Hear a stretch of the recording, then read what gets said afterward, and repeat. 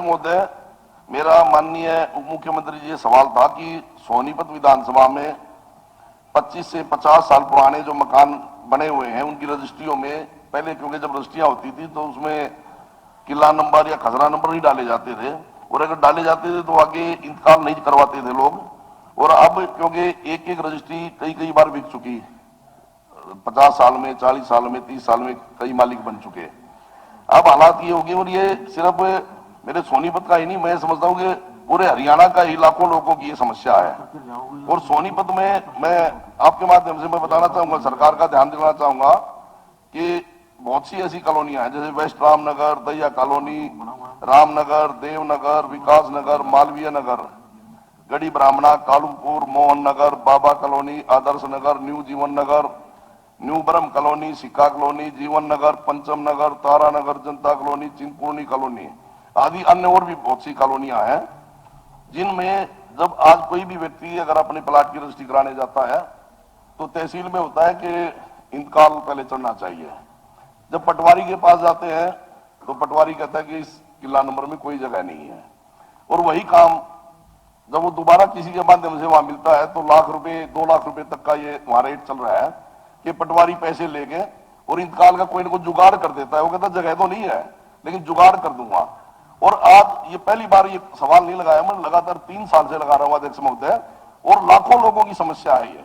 मेरे सोनीपत की मैं ये समझता हूं, अगर आप कहो तो लिस्ट दे दूं कई हजार लोगों की, क्योंकि पूरे पहले शहर जो है कॉलोनियां थी जो अवैध हो गई है, और उन कॉलोनियों में अब जब लोग मकान बेचने जाते हैं, बेचने की जब, क्योंकि जरूरतमंद ही लोग मकान बेचता, तो उस समय हालात ये है कि रजिस्ट्री नहीं होती और वो दर दर की ठोकरें खा रहा है। और 3 साल से मैं कह रहा हूं कि हर बार 3 साल से लगातार हर विधानसभा सेशन में मेरा ये सवाल होता है और सरकार की तरफ से जवाब नहीं में आ रहा है। तो मैं ये समझता हूं कि प्रदेश के लोगों के साथ जो है ये अत्याचार हो रहा है। और मैं अब एक और मैं बात कहना चाहूंगा, अब जितनी भी कॉलोनियां सरकार द्वारा वैध की जा रही हैं, जो पहले अवैध थी वैध की जा रही है, हमारे सोनीपत में भी 21 कॉलोनियां वैध हुई हैं, लेकिन क्योंकि अवैध कॉलोनियों में सब में 7A लगा हुआ था टाउन प्लानिंग डिपार्टमेंट की तरफ से, उसमें अब भी रजिस्ट्रियों का कोई प्रावधान नहीं हुआ, तो वो भी रजिस्ट्रियों के लिए उसका भी कोई ना कोई हल निकालना चाहिए। और इसका माननीय उप मुख्यमंत्री जी जवाब दें कि इतने हजार जब लोगों का ये सवाल है, समस्या है, तो उसका क्या हल निकाल रहे हैं, ये जवाब दें। महोदय, माननीय सदस्य ने एक बड़ी अहम चीज कही कि कोई एक ऐसी रजिस्ट्री जिसकी म्यूटेशन नहीं हुई, उसके अंदर फाइनेंशियल ट्रांजैक्शन जो कि इलीगल है वो होती है, तो उसके ऊपर स्पेशल अरेंजमेंट्स करे जाते हैं। मैं माननीय सदस्य को चाहूंगा, गंभीर आरोप इस सदन के पटल पर लगे हैं, कोई सूची आपके पास हो कि किस प्रॉपर्टी की इस तरह ट्रांजैक्शन करी गई है। आप जिस एजेंसी से, सरकार की से इंक्वायरी चाहेंगे, हम कराने को पूरी तौर पर तैयार हैं। बड़े अहम आरोप है, इतनी कॉलोनियों का आपने नाम लिया। मैं सदन के पटल पर एक चीज जरूर रखना चाहूंगा, registration of deed is not barred under any law. पर रिस्ट्रिक्शन है, रिस्ट्रिक्शन 2 विभागों की है। एक है टाउन एंड कंट्री प्लानिंग, जिसके मान्य सदस्य ने 7A की बात करी है कि अगर 7A एरिया में आता था, जो कि अनअप्रूव्ड कॉलोनीज का एरिया है और आज वो अप्रूव्ड हो चुकी है, तो उसका एक सर्टिफिकेट NOC का लिया जाता था। और दूसरा है ULB का। आज प्रत्येक प्रॉपर्टी की जो म्युनिसिपल कमेटी, कॉर्पोरेशन और काउंसिल के दायरे में ट्रांसफर हुई है, प्रॉपर्टी आईडीज क्रिएट करी गई है, और प्रॉपर्टी आईडी क्रिएशन के बाद एक नंबर उसको दिया गया है। अगर उस नंबर की रजिस्ट्रेशन है और उसके ऊपर नो ड्यू सर्टिफिकेट उस प्रॉपर्टी आईडी के नए रजिस्ट्रेशन कराने वाले के पास है, तो सरकार उसको रजिस्टर करती है। आज के अंदर जहां ये सोनीपत की कॉलोनियों की बात कर रहे हैं, अनअप्रूव्ड कॉलोनीज के प्रोसेस के अंदर सरकार ने हजारों कॉलोनीज को रिसेंटली अप्रूव्ड कॉलोनीज में डाला है, और उनके प्रॉपर्टी आईडीज दिन प्रतिदिन क्रिएट करे जा रहे हैं। एक टेक्निकल दिक्कत जरूर आई है कि रेवेन्यू विभाग जिस तरीके से चलता है वो किले से, कनाल से, मरले से इस तरीके से चलता है। और ULB ने एक प्रावधान किया है कि हमारा जो एरिया डिमार्केशन होता है वो स्क्वायर मीटर के हिसाब से चलता है। वो टेक्निकल एक ग्लिच आया था, उसको विभाग दोनों मिलकर जल्द से जल्द रिजॉल्व कर रहे हैं। उसकी वजह से जरूर कई शहरों के अंदर एग्रीकल्चर, नॉन एग्रीकल्चर के अंदर दिक्कतें आई थी, उसको जल्द रिजॉल्व कर लिया जाएगा। पर माननीय सदस्य जो बात कह रहे थे, मैं चाहूंगा अगले 24 घंटे, 48 घंटे जो जो ऐसी प्रॉपर्टीज आपको लगती है जहां पैसे की ट्रांजैक्शन कर ऐसे किलो में एडजस्टमेंट करी गई है जहां किलो में स्पेस नहीं थी, मैं सोनीपत से ही शुरू करना चाहूंगा और आपके सहयोग के साथ करना। अध्यक्ष महोदय, जो माननीय क्वेश्चन नंबर उप मुख्यमंत्री जी ने जो जवाब दिया है, प्रॉपर्टी आईडी की जो बात की है, उन्होंने बोला, उनसे पूछो कैसे बोला डिपार्टमेंट द्वारा। नहीं, मैं वही कहना चाह रहा हूं कि तहसील में रजिस्ट्री अभी क्वेश्चन चल रहा है, आप बोल रहे हैं, जब तक उसका इंतकाल नहीं हो चुका होता है। मैं बोलूंगा ना क्वेश्चन नंबर, तो आप थोड़ी बोलेंगे। अध्यक्ष महोदय, मेरा सवाल पूरा खत्म नहीं हुआ। हाँ जी, हाँ जी। आदरणीय उप मुख्यमंत्री जी ने जो जवाब दिया है, अभी प्रेशर चल रहा है, कहाँ खत्म हो गया था कि यूएलबी डिपार्टमेंट द्वारा जो प्रॉपर्टी आईडी बना के उसकी रजिस्ट्री हो जाएगी, ऐसा नहीं हो रहा। मैं भी वही कह रहा हूं कि अगर वो शुरू हो जाए तो लोगों की समस्या ही खत्म हो जाए, फिर दोबारा इंतकाल की जरूरत नहीं है। अब दोनों बातें कर दी उप मुख्यमंत्री जी ने। एक तरफ तो कहा कि क्योंकि रेवेन्यू में इंतकाल जरूरी है, खसरा नंबर।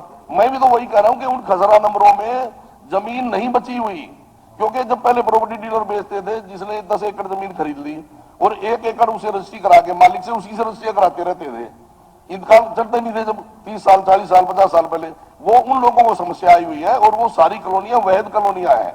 ये मेरे दोनों अलग अलग बात थी कि एक तो जो अब अवैध से वैध हुई है, और जो मैं बात कर रहा हूँ जो पुरानी कॉलोनियां है 25 से 30-40 साल पुरानी, उनमें अगर तहसील में ये हो जाए कि इंतकाल की जरूरत नहीं है, सिर्फ यूएलबी डिपार्टमेंट की तरफ से अगर प्रॉपर्टी आईडी से ही रजिस्ट्री होने लग जाए तो समाधान हो जाएगा। या आप इसमें लिखित में वो भिजवा दो सभी तहसील में, तो ये समाधान ही हो जाएगा जी। अध्यक्ष महोदय, जो माननीय सदस्य ने बात रखी है, मैंने अभी लास्ट में यही बात कही कि ट्रांजिशन प्रोसेस में ये सारा प्रॉपर्टी आईडीज को ट्रांसफर किया गया। आने वाले भविष्य के अंदर यही व्यवस्था बनाई जा रही है कि जो जो खसराज यूएलबी के अंदर ट्रांसफर हुए हैं और जहां पर इरेगुलराइज कॉलोनीज को सरकार ने रेगुलराइज करने का काम किया, हम इस प्रोसेस को वही टेकअप करेंगे। पर मैं माननीय सदस्य उस बात पे फिर पीछे बोलना भूल गए। मैं चाहूंगा कि आप लिस्ट मुझे 48 घंटे के अंदर अंदर दीजिए कि हम इंक्वायरी कर पाए कि कौन से किले में सोनीपत के अंदर इस तरह की म्यूटेशन। आपका मतलब ये है कि जो लोग पैसे देकर रजिस्ट्रियां अपना जो इंतकाल चढ़वाए, मैं उनकी लिस्ट दे दूं, उन पे कार्रवाई किस पे, तहसीलदारों पे करोगे या जिन लोगों ने रिश्वत दी है उस पे करोगे? एक बार जरा ये और बता दें।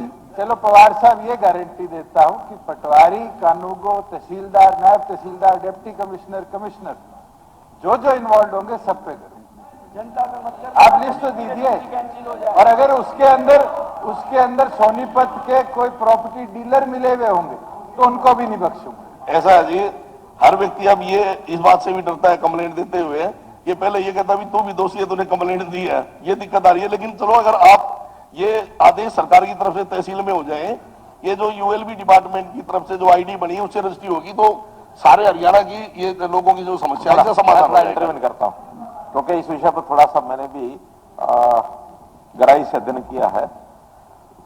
ये बात ठीक है कि तहसीलों में रेवेन्यू रिकॉर्ड में एक पहले प्रावधान था, बातें पूछी जाती कि एरिया अर्बन है या अर्बन एरिया से बाहर है, यानी रूरल है, और एक उसमें प्रोविजन दे रखा था अदर एरिया। तो अगर तो रूरल है तो रूरल के हिसाब से रेवेन्यू रिकॉर्ड में जाकर के उसको चेक किया जाएगा, अगर अर्बन है तो म्यूनिसिपैलिटी से चेक किया जाएगा। वो जो प्रावधान अदर एरिया का था वो क्यों डाला गया, कब डाला गया, बहुत पुराना चला आ रहा है। तो कुछ लोग जिनकी शिकायत ये कर रहे हैं, अदर एरिया में डलवा करके तहसीलदारों को एक लूप होल दिया हुआ था। अब उस लूप होल के कारण से रास्ते सब चल रहे थे, कभी शिकायत उस टाइप की हमारे विधायक महोदय ने कभी नहीं की। अब जब अदर एरिया का प्रोविजन हमने समाप्त कर दिया कि आइदर इट इज अर्बन और it is rural, other area कोई है ही नहीं, तो वो सारी रजिस्ट्रियां होनी बंद हो गई।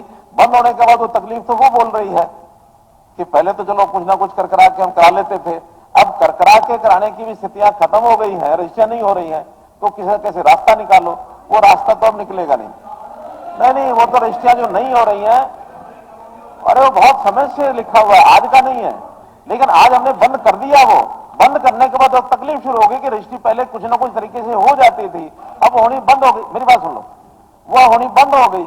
अब अगला सुझाव भी जो दे रहे हैं कि या तो शहरी क्षेत्र के अंदर प्रॉपर्टी आईडी से ही रजिस्टर हो जाए और उसमें रेवेन्यू रिकॉर्ड में किला नंबर और वो नंबर ना पूछा जाए और इंतकाल की भी आवश्यकता न हो। मैं सदन की जानकारी के लिए बता रहा हूं कि इस लाइन पर हम चल पड़े हैं। उसके लिए हर एक शहर का एक लार्ज स्केल मैपिंग, एक मैपिंग चल रही है हर एक प्रॉपर्टी आईडी के हिसाब से, ताकि रेवेन्यू रिकॉर्ड और मैपिंग के हिसाब से जमीन जिसकी आज है वो एक बार ऑथेंटिकेटेड हो जाए प्रॉपर्टी आईडी में। क्योंकि प्रॉपर्टी आईडी भी कोई जमीन की मलकियत का वो प्रूफ, प्रॉपर्टी की पहचान है कि ये प्रॉपर्टी है, इसका ये नंबर है, प्रॉपर्टी की पहचान है वो मलकियत का प्रूफ नहीं है। मलकियत का प्रूफ तो वही होता है, हिस्ट्री होती है। जिस दिन रिकॉर्ड के हिसाब से ये लार्ज स्केल मैपिंग हो जाएगी और फाइनल हो जाएगा कि अब इसमें हर प्रॉपर्टी का फैमिली आईडी, प्रॉपर्टी आईडी बन गई है, कोई बाकी बची नहीं है, और फिर उसकी रजिस्ट्री के हिसाब से ही अगली रजिस्ट्री करा पाएंगे। उसके बाद इंतकाल का सिस्टम खत्म कर दिया जाएगा। पहले चरण में सोनीपत और करनाल इन दो शहरों को लिया गया है। बहुत जल्दी इन दोनों शहरों में ये व्यवस्था लागू हो जाएगी। मैं हमारे विधायक महोदय को माननीय मुख्यमंत्री जी, मेरा अध्यक्ष महोदय, ये पूरे प्रदेश का सवाल है और बड़ा अच्छा काम अगर मुख्यमंत्री जी ने जो ये जवाब दिया है कि करने जा रही है सरकार, तो बड़ा अच्छा रहेगा, हजारों लोगों को इसका फायदा मिलेगा। लेकिन मेरा सवाल सिर्फ ये, अब हो गया जी, सब कुछ हो गया। माननीय सदस्यगण, अब प्रश्नकाल समाप्त होता है। हमारा किसानों के ऊपर एक मिनट, कौन सा? क्या हाँ जी, क्या स्टेटस है?